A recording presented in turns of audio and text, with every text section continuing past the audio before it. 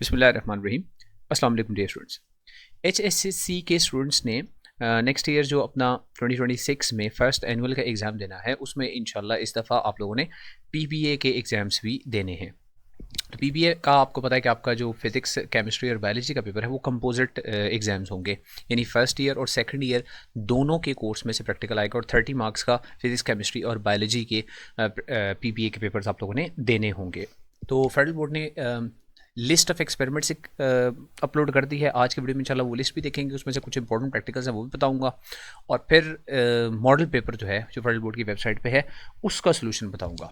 और इसके अलावा आप तैयारी कैसे कर सकते हैं इन प्रैक्टिकल्स की, वो भी इंशाल्लाह इसी वीडियो में साथ साथ आपको बताता जाऊँगा। तो सबसे पहले हम देख लेते हैं एक्सपेरिमेंट्स। जो list of experiments federal board की तरफ से आपने हमेशा वही लिस्ट फॉलो करनी है, किसी और प्रैक्टिकल नोटबुक, किसी और बुक में से आपने फॉलो नहीं करनी। तो यहाँ पे देखिए जो टोटल नंबर ऑफ एक्सपेरिमेंट्स हैं उनको दो सेक्शंस में डिवाइड किया, सेक्शन ए और सेक्शन बी में।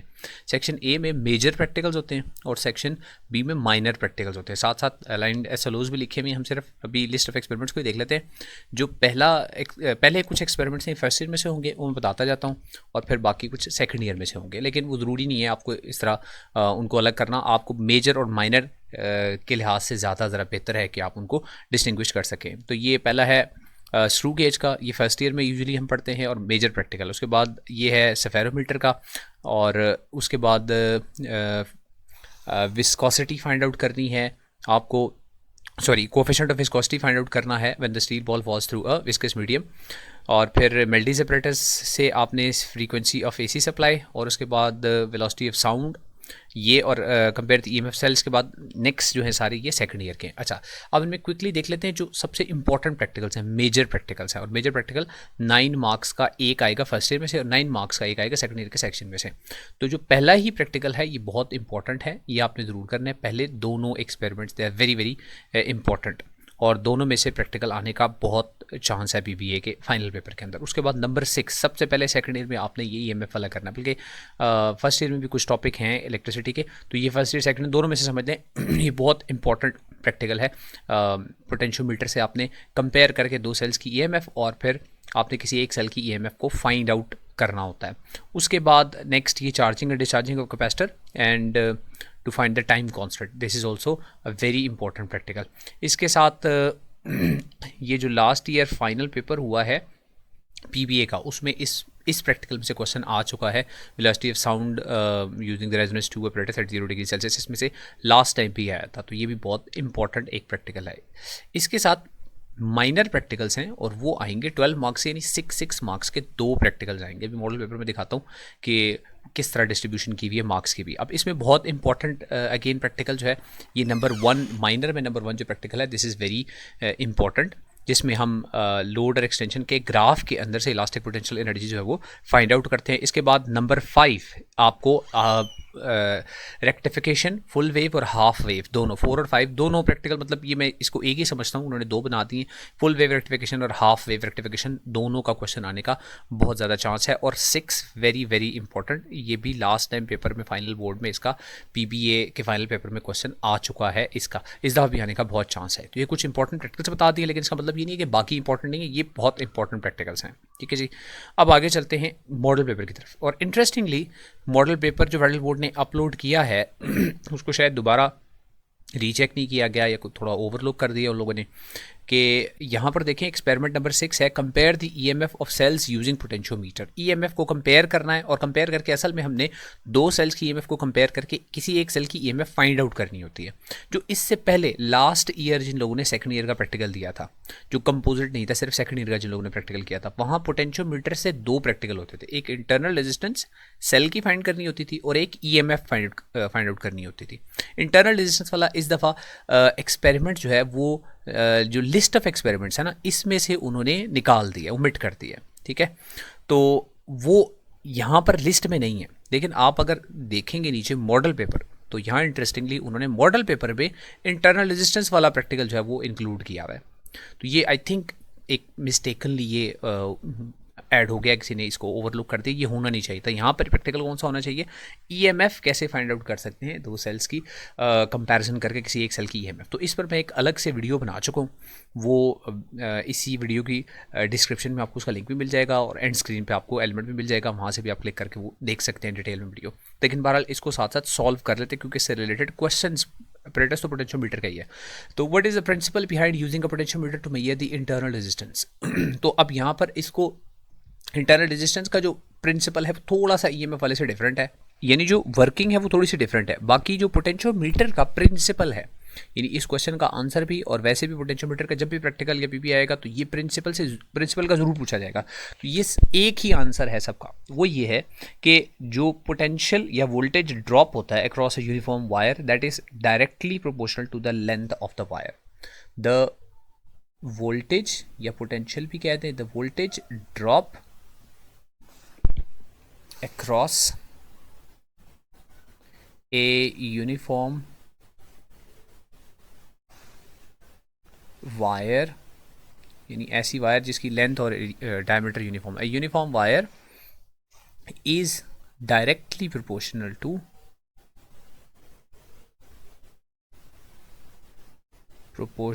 To the length of wire. ये यहाँ तक काफ़ी है, ठीक है। लेकिन साथ ऐड कर दें लेंथ ऑफ वायर व्हेन या provided a constant current flows through the wire, current flows through it. इसका मतलब ये है कि जब वायर की लेंथ को आप इंक्रीज करेंगे तो उससे उस वायर के अक्रॉस जो वोल्टेज ड्रॉप होगा वो भी इंक्रीज हो जाएगा, यानी जितनी लेंथ ज़्यादा होगी उतनी रेजिस्टेंस ज़्यादा होगी, रेजिस्टेंस ज़्यादा होने से पोटेंशियल ड्रॉप भी ज़्यादा होगी। सो मैं भी मिटा दूंगा ताकि सारे क्वेश्चन जो वो एक ही जगह पे उनके आंसर्स लिख दूँ।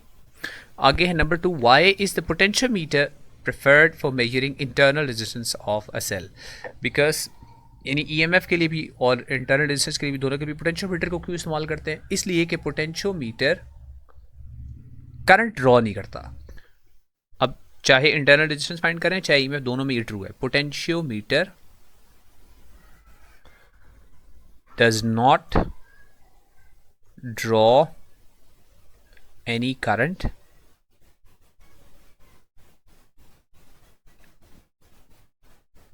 and only uses comparison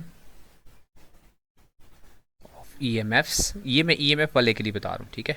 comparison of EMFs of two cells, ये साथ ऐड कर दिए क्योंकि ये वाला प्रैक्टिकल आएगा नहीं आपके कोर्स में।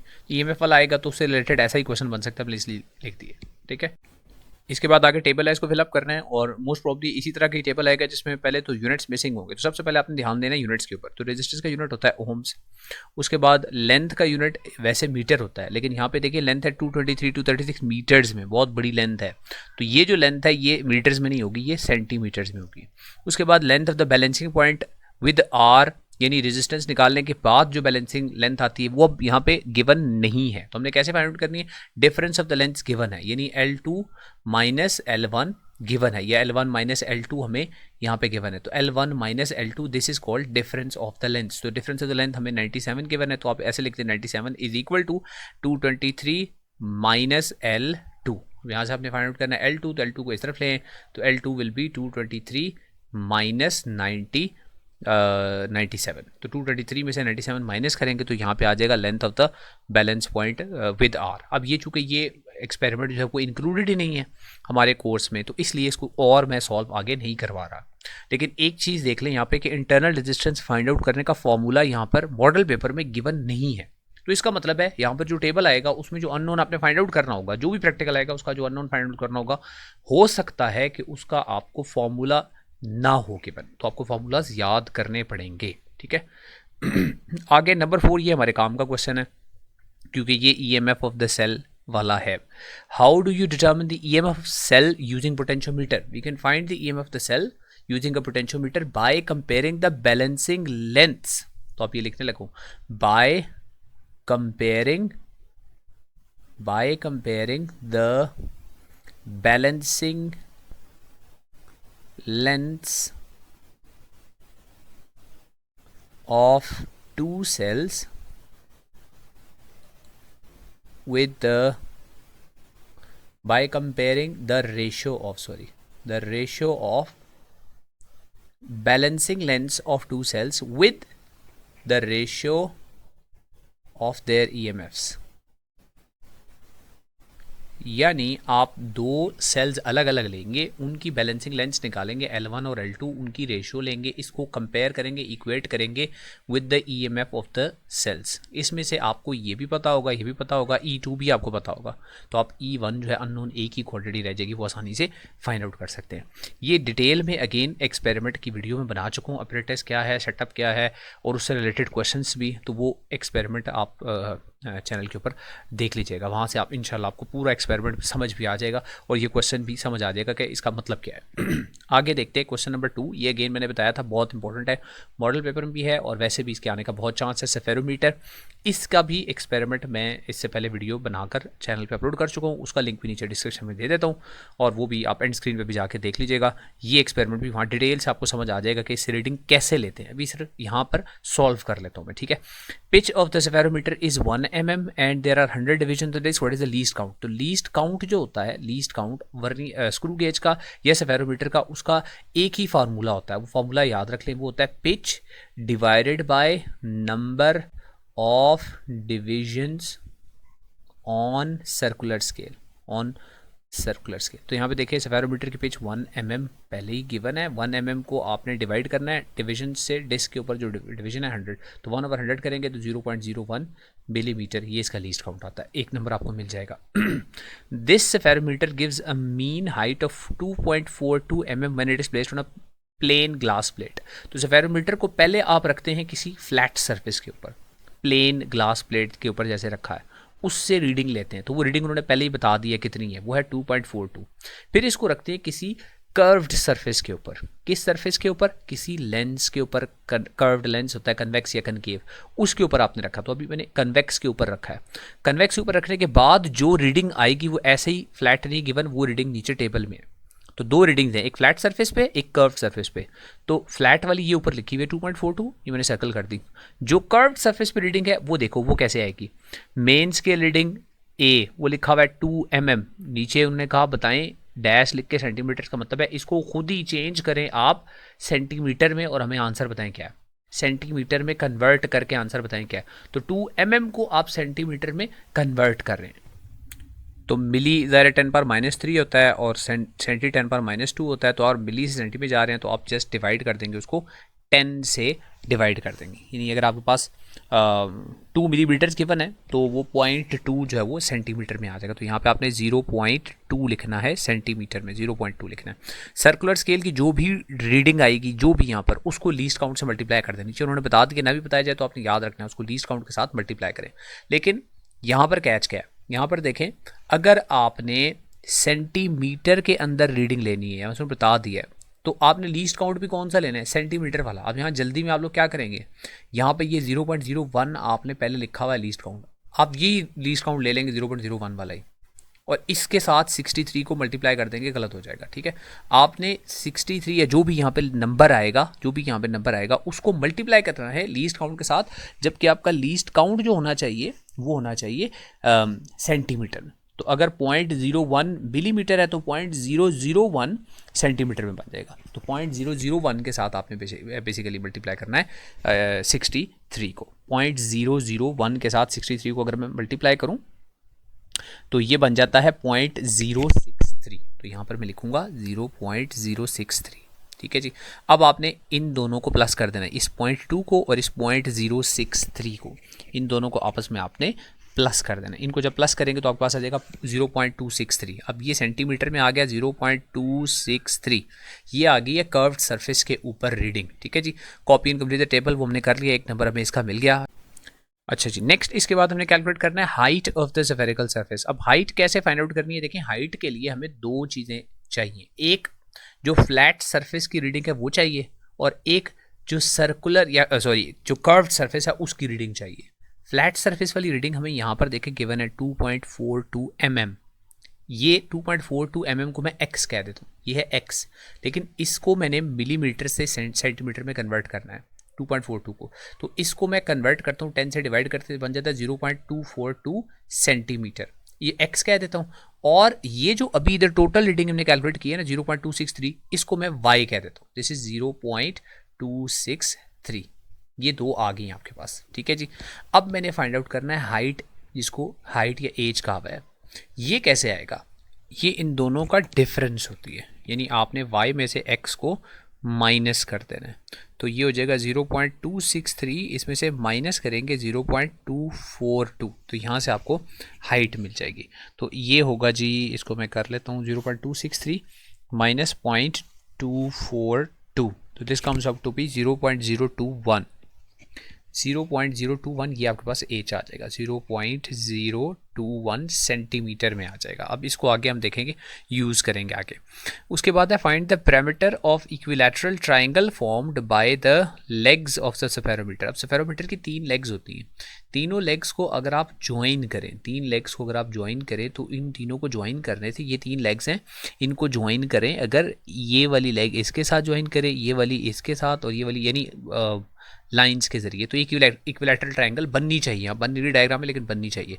आपको किसी एक जो है लेंथ, उस दो पॉइंट्स के दरम्यान जो एक लेंथ है, वो वैल्यू गिवन है यहाँ पर, वो है 4 सेंटीमीटर। तो अगर एक है 4 सेंटीमीटर, तो ये भी 4, ये भी 4, ये भी 4 होगी, तो तीनों 4 टाइम्स 4, तो ये आ जाएगा जी 4 4 ज़ार नहीं, हमने सॉरी पैरामीटर फाइंड आउट करा, पैरामीटर में ऐड करते हैं 4 + 4 + 4, तो 4 + 4 8, 8 + 4 12, तो पैरामीटर इसका आ जाएगा 12 सेंटीमीटर। तो पैरामीटर इज 12 सेंटीमीटर, लेकिन पैरामीटर का आगे काम कोई नहीं है, यहाँ पे जस्ट दे रही है, लेकिन उसका काम नहीं है। What is the radius of curvature of the spherical surface? तो radius of curvature spherical surface का जो है, उसका फॉर्मूला यहाँ पर गिवन नहीं है। इसका मतलब ये है कि आपको ये फार्मूला याद रखना पड़ेगा। आपको रेडियस ऑफ कर्वेचर का फार्मूला अगर गिवन नहीं है, तो सीधी सी बात आपको याद रखना पड़ेगा। लिख देता हूँ, याद रख लीजिएगा बाद में, L²/6h + h/2, ये फार्मूला होता है रेडियस ऑफ कर्वेचर का। L क्या चीज़ है? लेंथ है जो आपको यहाँ पर गिवन है कोई सी दो लेग्स के दरमियान, विच इज़ 4 सेंटीमीटर। वो 4 सेंटीमीटर यहाँ पर पुट करेंगे, L² 4 का स्क्वायर करेंगे, 16 आ जाएगा, ओवर 6 टाइम्स h, यहाँ पर h आया 0.021, वो मैंने सेंटीमीटर में निकाल लिया हुआ है, 0.021 + h/2, तो 0.021 को डिवाइडेड बाय 2 करेंगे। ये सारा कुछ कैलकुलेटर के ऊपर पुट करेंगे, तो हमें रेडियस ऑफ कर्वेचर का जो है वो आंसर मिल जाएगा। ठीक है जी, तो ये मैं करता हूँ इसको कैलकुलेटर पे, तो ये आंसर देख लेते हैं क्या आता है। तो ये आ रहा है 126.99, यानी तकरीबन 127 सेंटीमीटर, ये रेडियस ऑफ कर्वेचर निकला है सारी कैलकुलेशन के बाद। अगेन ये एक्सपेरिमेंट भी इससे पहले वीडियो डिटेल में बना चुका हूँ, तो वो वीडियो भी देख लीजिएगा कि वर्किंग इससे बेहतर इंशाल्लाह आपको समझ आ जाएगी क्या है। हाँ, इसमें एक बात याद रखिएगा कि अगर सेंटीमीटर में यहाँ पर कहा गया कि सेंटीमीटर में कैलकुलेशन करें, तो सेंटीमीटर में ही करनी है, वरना यूजुअली हम इसको मिलीमीटर में सारा कैलकुलेट कर लेते हैं और एंड में जाके सेंटीमीटर में कन्वर्ट करते हैं। डिपेंड करता है कि आपको जो पेपर आता है उसमें क्या यूनिट्स यूज़ किए गए। जो पेपर में यूनिट्स हैं, आपने वही यूनिट्स यूज़ करने हैं। ये सेफेरोमीटर का एक्सपेरिमेंट हो गया। अब उसके बाद आगे माइनर प्रैक्टिकल्स हैं। क्वेश्चन नंबर 3 है, study the charging and discharging of capacitor through a resistor and calculate the time constant. इसकी भी वीडियो बना चुका हूँ, वो भी साथ अटैच कर दूंगा, वो भी देख लीजिएगा डिटेल में। A student aims to calculate the time constant for a capacitor which is marked as 400 microfarad, ये उसकी कैपेसिटेंस है, और उसके साथ 20 किलो ओम का एक रजिस्टर लगाया है और 12 वोल्ट की बैटरी लगाई है in series with the capacitor. He also connects a voltmeter in parallel with the capacitor and two way switch to charge and discharge the capacitor. अब नीचे टेबल गिवन है, और टेबल के में है कैपेसिटर की डिस्चार्जिंग जो है, जब पीक वोल्टेज पे कैपेसिटर पहुंच चुका, मैक्सिमम चार्ज हो चुका, उसके बाद उसको हमने डिस्चार्ज करना शुरू किया, और टाइम इंटरवल्स हमने कांस्टेंट रख लिए। हर 3 मिनट के बाद, हर 3 सेकंड्स के बाद, हर 3 सेकंड के बाद वोल्टेज ड्रॉप जो आ रहा है वो नोट डाउन करना हमने शुरू कर दिया। Draw the circuit diagram of the experimental arrangement. अब इस सर्किट डायग्राम में सब कुछ बता दिया हुआ है कि कैसे है, कि पहले बैटरी लगानी है, फिर उसके बाद कैपेसिटर लगाना है, एक 2 वे स्विच लगाना है, लेकिन फिर भी हमें कनेक्ट करना आना चाहिए। तो मैं कनेक्ट करके यहाँ बता देता हूँ, इसकी प्रैक्टिस ज़रूर कर लेनी आपने। तो सबसे पहले देखिए, सर्किट हमेशा बैटरी से स्टार्ट करना है, तो यहाँ पे बैटरी जो पावर सोर्स है, यहाँ पर हमारे पास बैटरी है, वो कनेक्ट करनी है आपने। तो यहाँ पर एक बैटरी मैंने ड्रॉ कर दी। उसके बाद इस बैटरी के साथ, इसका बैटरी का डायरेक्ट पॉजिटिव और एक नेगेटिव है, इसके साथ हमने कैपेसिटर लगाना है। तो कैपेसिटर हमने ऐसे करके लगाना है कि इस कैपेसिटर के साथ हमने एक रजिस्टर भी कनेक्ट करना है। तो कैपेसिटर और रेजिस्टर दोनों सीरीज़ में होंगे, तो यहाँ पे हम कैपेसिटर ड्रॉ कर देते हैं, ये कैपेसिटर ड्रॉ हो गया, और इसी के साथ सीरीज़ में हमने एक रेजिस्टर, ये एक रेजिस्टर ये, और कैपेसिटर के साथ पैरेलल में हमने वोल्ट मीटर लगाना है। तो यहाँ पे हमने कैपेसिटर के साथ पैरेलल में इधर ही वोल्ट मीटर भी लगा देना है। लेकिन इसके बाद आगे इंपॉर्टेंट चीज़ ये है कि टू वे स्विच जो है वो कैसे लगाना है, यानी हमने चार्जिंग भी करनी है और डिस्चार्जिंग भी करनी है, तो टू वे स्विच यहाँ पर लगाना है लास्ट में। तो टू वे स्विच ऐसा होता है, देखिए एक पॉइंट यहाँ पे है और 2 पॉइंट्स उसके बाद आपने एक पॉइंट यहाँ पे लेना है और एक पॉइंट यहाँ पर लेना है, ये 2 पॉइंट्स लेंगे, ठीक है जी। अब क्या करना है, इस बैटरी के जो नेगेटिव टर्मिनल है इसको आपने कनेक्ट कर देना है इसके साथ, ऐसे इधर कनेक्ट कर देना है, ठीक है, यहाँ पे कनेक्ट हो गया, और इसको आपने इधर से लाकर यहाँ से इसके साथ कनेक्ट कर देना। अब इसकी वर्किंग देखें क्या होगी, ये जो 2 पॉइंट्स है ना, ये जो 2 पॉइंट्स मैंने छोड़ दिए को मैं मार्क कर लेता हूँ, पॉइंट 1 मार्क कर लेता हूँ और पॉइंट 2 मार्क कर लेता हूँ। अब यूँ समझ लें कि जब ये स्विच इसके साथ यहाँ कनेक्टेड होगा, इधर कनेक्टेड होगा, अब क्या होगा, बैटरी से जो भी चार्ज आएगा, बैटरी से जो भी चार्ज आएगा वो यहाँ से पास होगा कैपेसिटर में से, वो कैपेसिटर में से कैपेसिटर को चार्ज करेगा। कन्वेंशनल कर लें या इलेक्ट्रॉनिक कर लें, एक ही बात है। ये वाला सर्किट चार्जिंग वाला सर्किट उस वक्त चल रहा होगा, ये चार्जिंग वाला सर्किट चल रहा होगा, ठीक है। और जब ये वाला स्विच यहाँ से इधर अटैच कर देंगे, यहाँ अटैच हो जाएगा, ये इधर अटैच हो जाएगा। अब क्या होगा, चार्जिंग वाला सर्किट यहाँ से ऑफ हो गया। अब कैपेसिटर की जो भी, कैपेसिटर के अंदर जो चार्ज है वो डिस्चार्ज हो जाएगा अक्रॉस दिस रजिस्टर। अब ये डिस्चार्जिंग वाले सर्किट का नंबर 2 वाला जो कनेक्शन है वो डिस्चार्जिंग के लिए, नंबर 1 वाला जो है वो चार्जिंग के लिए। तो ये सर्किट डायग्राम है इसकी। अच्छा जी, उसके बाद draw a graph from the given values and also determine the time constant from the graph. तो ग्राफ आपको ज़ाहिर है ग्राफ पेपर साथ वो प्रोवाइड करेंगे, ग्राफ पेपर जो प्रोवाइड करेंगे उसके ऊपर हमने ड्रॉ करना होगा। मैं यहाँ पे रफ एक आपको स्केच बता देता हूँ कि किस किस्म का स्केच बनेगा। तो ये आसान सी वैल्यूज़ हैं सामने आपके, इनका कोई लॉग शॉग नहीं लेना। कुछ एक तरीका होता है इसमें हम लॉग लेकर भी, यहाँ पर वो नहीं है। हमने आपने क्या करना है, यहाँ पे सिर्फ टाइम लेना है और वोल्टेज लेना है। अब वो किस एक्सिस पे टाइम और किस एक्सिस पे हमने वोल्टेज लेनी है, ये बस याद रख लेंगे, ठीक है। टाइम जो है वो एक्स एक्सिस पे लेना है आपने, टाइम जो है यहाँ पर वो इंडिपेंडेंट वेरिएबल है, और वोल्टेज जो है वो डिपेंडेंट वेरिएबल है। चाहे चार्जिंग का हो चाहे डिस्चार्जिंग का ग्राफ हो, दोनों सूरतों के अंदर आपने ऐसा ही। अब स्केल भी यहाँ पे बहुत आसान है। क्या स्केल है, जो एक्स एक्सिस पे स्केल है 3 सेकंड की एक स्केल, एक बॉक्स 3 सेकंड का हो जाएगा। तो ये अगर 3 सेकंड है, यहाँ पे आगे ज़रा 6 आएगा, यहाँ पे आगे 9 आएगा, यहाँ पे आगे 12 आएगा, फिर 15 आएगा, 18 आएगा एंड सो ऑन। आगे जितनी वैल्यूज़ हैं 22 भी है, 20 नहीं 18 के बाद 22 नहीं आएगा, ये देखें 18 के बाद वही सीक्वेंस चलना चाहिए, 18 के बाद 21 आना चाहिए, उसके बाद 24 आना चाहिए, ठीक है। वैल्यूज़ में थोड़ी सी है वो गड़बड़, वो आप इसमें प्लॉटिंग करते हुए हम उसको ठीक कर लेंगे। उसके बाद वोल्टेज की वैल्यूज़ देखिए 14 से लेकर 0.3 तक है, तो इनको हम 1 2 3 भी कर सकते हैं, 14 तक ले जा सकते हैं, या 2 4 6 8 भी कर सकते हैं। वो आपको डिपेंड करता है ग्राफ का वो कितना पेज आपको प्रोवाइड करते हैं। तो यहाँ जो है मैं इसको रखता हूँ 2 4 6 8 रख लेता हूँ मैं इसको 2, फिर उसके बाद 4, फिर 6 8 10 12 एंड 14। ये स्केल मैंने यहाँ पे रख ली है। तो जहाँ पर 14 है वोल्टेज, वहाँ पे टाइम है 3, तो ये 3 है और ये 14 है, तो आपका ग्राफ जो है वो तकरीबन कोई यहाँ से स्टार्ट होगा, 14 और 3 यहाँ से ग्राफ स्टार्ट होगा। उसके बाद 6 जब टाइम है तो वोल्टेज 7 है, तो 6 के ऊपर 7 इन दोनों के दरमियान में आएगा, यहाँ कहीं ये पॉइंट आपका बन रहा है। उसके बाद 9 टाइम पर 4 सेकेंड्स, तो 9 पे 4 यहाँ पर आ रहा है, इसकी सीध में इधर आ रहा है कहीं। उसके बाद 11 पे 2, तो 11 इन दोनों के दरमियान में यहाँ कहीं 11 होगा, 11 सेकंड्स, ठीक है। और 11 सेकंड्स पे ये 2 आ रहा है, तो ये इधर कहीं इधर आएगा, ग्राफ पेपर के ऊपर ज़्यादा बेहतर बनेगा। 15 पे 0.8, अब ये 15 पे 0.8 यहाँ इधर कहीं आएगा, 0.8 यहाँ पे आएगा। उसके बाद 18 पे 0.6, 18 पे 0.6 इसी के करीब करीब। उसके बाद 22 पे 0.3, तो 22 पे 0.3 वो भी यहाँ कहीं आएगा। यानी ये ऐसी कर्व सी बनेगी। देखिए शुरू में इस कर्व में जो पॉइंट है ज़रा दूर दूर हैं, बाद में जाके पॉइंट्स करीब करीब हो जाते हैं, और एंड में ये ऑलमोस्ट ये लाइन नीचे जाके हॉरिजॉन्टल, ऑलमोस्ट हॉरिजॉन्टल हो जाती है। यही कैरेक्टरिस्टिक होता है डिस्चार्जिंग की कर्व का। अच्छा जी, अब इसमें से टाइम कांस्टेंट ग्राफ से भी फाइंड आउट करना है। अब ग्राफ से टाइम कांस्टेंट आप कैसे फाइंड आउट करेंगे ये देख लें। तो चार्जिंग और डिस्चार्जिंग का जो ग्राफ है उसमें आपने एक ही बात याद रखनी है। अगर आपको चार्जिंग की कर्व गिवन है तो जो पीक वोल्टेज आपकी होगी ना, ये पीक वोल्टेज, ये पीक वोल्टेज अभी 14, चार्जिंग में भी ये पीक वोल्टेज यही होगी। आपको पेपर में जो गिवन होगी वैल्यू, सबसे पहली वैल्यू वही पीक वोल्टेज है। ये चार्जिंग के वक्त जो आखिरी वैल्यू है वो पीक वोल्टेज है।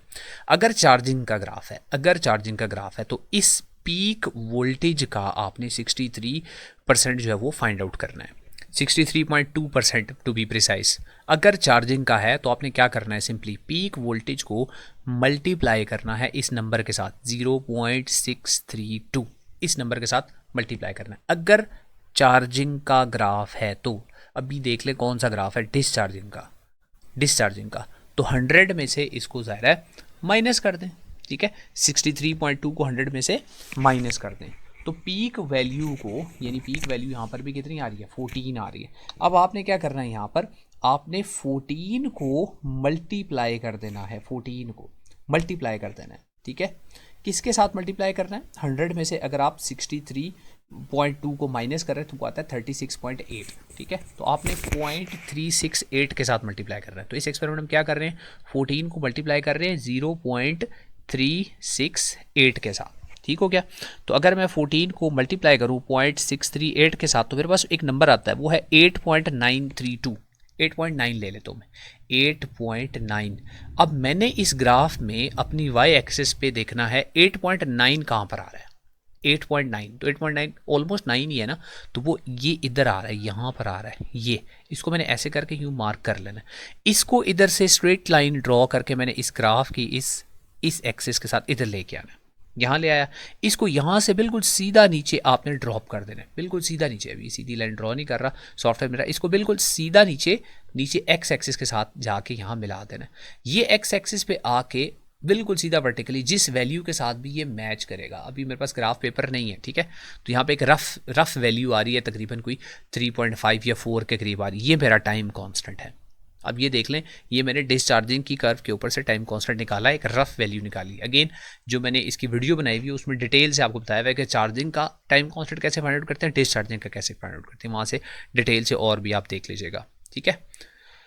अच्छा जी, what is the actual value of the time constant, also calculate the percentage error in your calculated time constant. तो एक्चुअल वैल्यू टाइम कांस्टेंट की कैसे होता है, T इक्वल्स टू RC होता है।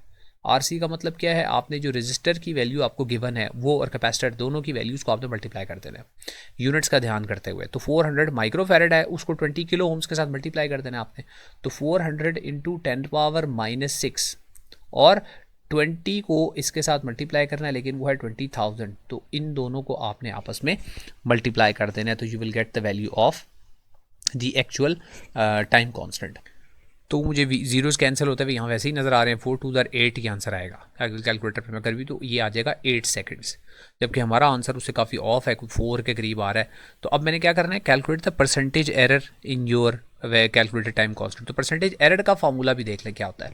वो परसेंटेज एरर कैलकुलेट करने के लिए आपकी जो ऑब्जर्व है वैल्यू, उसमें से जो ये वैल्यू है इसको माइनस कर दें, यानी आपका आंसर जो आ रहा है वो और इसका डिफरेंस फाइंड आउट करें। तो सबसे पहले आपने दोनों का डिफरेंस लेना है, यानी 8 और मैं मान लेता हूँ मेरा जो कैलकुलेटेड है वो है 4, तो 8 में से 4 को माइनस करूँगा और एक्चुअल वैल्यू से इसको डिवाइड कर देंगे, एक्चुअल से डिवाइड करेंगे। एक्चुअल इसमें 8 है और मल्टीप्लाइड बाय 100 कर लेंगे, तो 8 - 4 4 होता है, तो 4/8 0.5, तो ये 50% का एरर आ रहा है इसकी वैल्यूज़ के अंदर जो कैलकुलेट की गई है। 50% एरर आ रहा है, इतना आता नहीं है वैसे, लेकिन हमें जो वैल्यूज़ गिवन है हमने इसको खुद से करेक्ट नहीं कर रहा, जो वैल्यूज़ गिवन है उन वैल्यूज़ से जो भी आंसर आ रहा है हमें वो लिख देना है। मेरा ज़रा कर्व जो है वो ज़रा इतना वो नीट नहीं है, मैंने ग्राफ पेपर पर ड्रॉ नहीं किया, हो सकता है मैं ग्राफ पेपर करूँ तो एरर थोड़ा सा कम हो जाए, हो सकता है कुछ 6 के करीब आ जाए मेरा टाइम कांस्टेंट और ये एरर भी थोड़ा सा मिनिमाइज हो जाए, थोड़ा सा कम हो जाए इससे। तो बहरहाल कैलकुलेशन ये ऐसे करते हैं इस एक्सपेरिमेंट की, बहुत इंपॉर्टेंट एक्सपेरिमेंट है, इसलिए इसको भी डिटेल वाली वीडियो इसकी भी देख लीजिएगा, ठीक है जी। ये भी सेक्शन ए का था, सॉरी मैं इसको पहले माइनर कह गया, ये भी मेजर ही है एक्सपेरिमेंट। उसके बाद सेक्शन बी आगे कितने नंबर है इसके, 3 और 2 5 और 1 6, नहीं 6 नंबर का ये, ठीक है, माइनर ही है। अच्छा जी आगे चलें, आगे लिखा हुआ है जी investigate the value of g by free fall method using electronic timer. तो इलेक्ट्रॉनिक टाइमर से हमने value of g find out करनी है। इसके भी नंबर देख लें, 2 और 1 3, 3 और 1 4, 2 3 4, ये कुछ 4 नंबर का है। आई डोंट नो कि ये 4 नंबर की डिस्ट्रीब्यूशन कैसे की हुई, बहरहाल चलें ये सेक्शन बी में से है। अब ये क्या है जी, value of g find out करनी है हमने by free fall method using electronic timer. तो आप इलेक्ट्रॉनिक टाइमर वाली भी वीडियो भी बता दूंगा, वो भी मैं पहले बना चुका हूँ, चैनल पे आप डिटेल से देख लीजिएगा। अभी इसका सिर्फ सोल्यूशन देखते हैं। इसके अंदर यहाँ पे आपको हाइट गिवन होगी, टाइम गिवन होगा, दोनों बातें गिवन होगी। आगे कैलकुलेशन जस्ट हमने करनी होगी। तो एवरेज टाइम, एवरेज कैसे आता है, दो चीज़ों को प्लस करते हैं और प्लस करके सारे 2 से डिवाइड करते हैं तो एवरेज आता है। तो 0.24 में अगर मैं प्लस कर दूँ 0.22 और उन दोनों को अगर मैं डिवाइड कर दूँ 2 से तो मेरे पास 0.23 आ जाता है। तो मेरे पास एवरेज टाइम आ जाएगा यहाँ पे 0.23। अब वैल्यू ऑफ जी का फार्मूला अगेन नहीं गिवन, तो फार्मूला फिर बता देता हूँ, g equals to 2 times the height over time square, 2h over t square. ये फार्मूला होता है value of g by electronic timer find out करने का। अब यहाँ देखें, यहाँ वैल्यू हम आसानी से कैलकुलेट कर सकते हैं। 2 टाइम्स 28 सेंटीमीटर में है वो, ठीक है, और उसको डिवाइड कर देंगे 0.23 के स्क्वायर के साथ। सो अगर मैं कैलकुलेटर में वैल्यूज पुट करूँ 2 टाइम्स 28 और फिर उसको डिवाइड करूँ 0.23 के स्क्वायर के साथ, तो व्हाट आई गेट इज़ 1058। अब आप ये कहेंगे वैल्यू ऑफ जी इतनी बड़ी, तो ये सेंटीमीटर में हाइट है, तो आंसर आ रहा है सेंटीमीटर पर सेकंड स्क्वायर में, ठीक है। 1058 सेंटीमीटर पर सेकंड स्क्वायर है, मीटर पर सेकंड स्क्वायर नहीं है। इसको मीटर पर सेकंड में अगर मैं चेंज करूँ तो 10.58 आता है, 10.58 मीटर पर सेकंड स्क्वायर। तो ये बात ध्यान में रख लें कि यहाँ उन्होंने देखें यूनिट ये हाइट का सेंटीमीटर में दिया हुआ है, तो आपका आंसर जी का मीटर पर सेकंड स्क्वायर में कैसे आ सकता है? पहले आएगा सेंटीमीटर पर सेकंड स्क्वायर, बाद में आपकी चॉइस है कि आप उसको मीटर पर सेकंड स्क्वायर में कन्वर्ट करते हैं या नहीं करते। अच्छा, इसी तरह ये बाकी भी आप कैलकुलेट कर लेंगे, कोई मसला नहीं है। एवरेज टाइम निकालें, वैल्यू ऑफ जी निकालें, इतनी सारी वैल्यूज ऐसे देंगे नहीं, 2-3 वैल्यूज देंगे फाइनल पेपर में। आगे क्या करना है, calculate the mean value. Mean में क्या करना है, अगर ये 6 वैल्यूज हैं, 6 की 6 को फाइंड आउट करें, प्लस करें और नंबर ऑफ वैल्यूज यानी 6 से डिवाइड कर दें, जितनी भी आएंगी, कोई 1000 आएगी, 58 को, 1000 को, 980 को, ऐसे सारों को प्लस करें, 6 से डिवाइड करें, आपके पास मीन वैल्यू आ जाएगी। फिर आपने कैलकुलेट करना है परसेंटेज एरर। अभी ऊपर फॉर्मूला बता चुका हूँ कि आपकी कैलकुलेटेड वैल्यू और एक्चुअल वैल्यू जो होगी 980 सेंटीमीटर पर सेकंड स्क्वायर, अगर आप सेंटीमीटर पर सेकंड स्क्वायर में कैलकुलेशन करते हैं, और अगर आपकी मीटर पर सेकंड स्क्वायर में आपकी वैल्यू है, तो आपने एक्चुअल वैल्यू लेनी है 9.81 मीटर्स पर सेकंड स्क्वायर। इनका आपने डिफरेंस ले लेना है और डिवाइड बाय एक्चुअल वैल्यू और मल्टीप्लाई बाय 100 करके परसेंटेज एरर कैलकुलेट कर लेना है। How can we magnetise steel ball in this experiment? तो मैग्नेटाइज करने के लिए we use a solenoid. In this experiment, a solenoid is used, a current is passed through the solenoid, it becomes an electromagnet and the steel ball is magnetized in this experiment. अच्छा जी, उसके बाद जैसे मैंने कहा था ये बहुत important है, जो CRO से हमने रेक्टिफिकेशन, एक रेक्टिफायर ब्रिज सर्किट जो है वो कैलकुलेट करना है, बनाना है, तो वो बहुत इंपॉर्टेंट है। तो उससे रिलेटेड क्वेश्चन देखते हैं। Draw the wave form obtained at the output PQ from this circuit. अब ये अगर 4 डायोड्स लगे हुए हैं इस तरह ब्रिज में, तो ये होता है फुल वेव रेक्टिफायर सर्किट होता है। तो फुल वेव रेक्टिफायर सर्किट में कैसा आउटपुट आता है कि एक पॉजिटिव हाफ साइकिल आता है, यानी अगर आपको वोल्टेज वर्सेस टाइम का ग्राफ ड्रॉ करना है for a full wave rectifier circuit, तो यहाँ पर एक चीज़ देख लें कि इस रेजिस्टर के साथ कोई वो नहीं लगा हुआ, कैपेसिटर नहीं लगा हुआ, ठीक है। तो इसका मतलब है कि आउटपुट जो है वो आपकी इस तरह की आएगी, एक पॉजिटिव हाफ साइकिल आएगा, उसके बाद फिर से एक पॉजिटिव हाफ साइकिल आएगा, फिर से एक पॉजिटिव हाफ साइकिल आएगा, ऐसे, ठीक है जी। ये यहाँ पे वोल्टेज लिख देंगे और यहाँ पे आप बेशक टाइम लिख दें, तो वोल्टेज वर्सेस टाइम का ये आउटपुट है। अच्छा जी, at output PQ from CRO peak voltage is 8 volt. तो पीक वोल्टेज यहाँ पे जो भी आ रहा है ये है 8 वोल्ट आ रहा है। यहाँ पे आपने उसकी कैलकुलेट करनी है RMS वैल्यू, तो पीक वोल्टेज से RMS आप आसानी से कैलकुलेट कर सकते हैं, वो होता है 0.707 times the peak value of the voltage. तो अगर आपके पास 8 वोल्ट है तो आप 8 को 0.707 के साथ मल्टीप्लाई कर दें, तो यू विल गेट 5.65, यानी 5.7 ले लेते हैं इसको, तो 5.7 आ जाएगा इसका आंसर। पहले फॉर्मूला लिख के बताएंगे कि ऐसे होता है, VRMS इक्वल्स 2.707 ऑफ VP, या डिवाइड बाई √2 भी होता है, वो भी लिखते हैं, और फिर उसके बाद आप कैलकुलेट कर ले VRMS। उसके बाद calculate the power dissipated in the resistor if the resistance R is 4 ohms। तो पावर का फॉर्मूला लगा दें इसके ऊपर, तो यहाँ हम V²/R ले लेते हैं, लेकिन यहाँ VRMS वाली लेनी है, तो V²/R में 5.65 का स्क्वायर ओवर R यहाँ पे दे दिया 4, तो ये जो आया है आंसर, इसका स्क्वायर करके और उसको डिवाइड बाय 4 करूँ तो पावर डिसिपेशन आती है 7.99, या तकरीबन 8 आ रही है मेरे पास वाट, ऑलमोस्ट 8 वाट आ रही है। तो ये हो गया जी रेक्टिफायर सर्किट वाला भी क्वेश्चन। उसके बाद अगेन जैसे मैंने बहुत इंपॉर्टेंट आपको बताया था, प्रैक्टिकल जो है ही इंपॉर्टेंट, लास्ट टाइम भी आया, इस साल भी आने का इसका चांस है। जो लास्ट ईयर आया वो ज़रूर देख लीजिएगा, बहुत इंटरेस्टिंग था वो क्वेश्चन। सेकंड ईयर का जो लास्ट टाइम पीबीए का पेपर हुआ है उसमें ये वाला प्रैक्टिकल है, वो आपने ज़रूर देखना है। अगेन वो भी चैनल पे आपको वीडियो मिल जाएगी।